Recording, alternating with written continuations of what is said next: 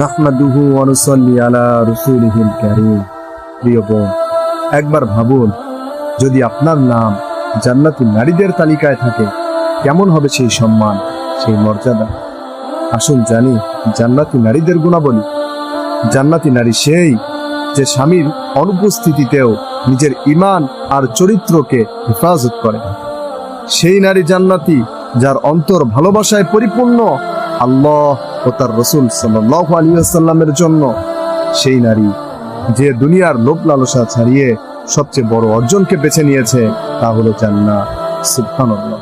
রাসূলুল্লাহ সাল্লাল্লাহু আলাইহি ওয়াসাল্লাম বলেছেন, যে নারী 5 ওয়াক্ত সালাত আদায় করে, রমজানের রোজা রাখে, স্বামীর আনুগত্য করে, নিজের ইজ্জত আবরুর হেফাজত করে, সে জান্নাতে প্রবেশ করবে। সুবহানাল্লাহ। প্রতিটি বোনের হৃদয় এই দোয়া করুক, হে আল্লাহ, আমাকে জান্নাতি নারীদের অন্তর্ভুক্ত করো। ভিডিওটি ভালো লাগলে শেয়ার করুন।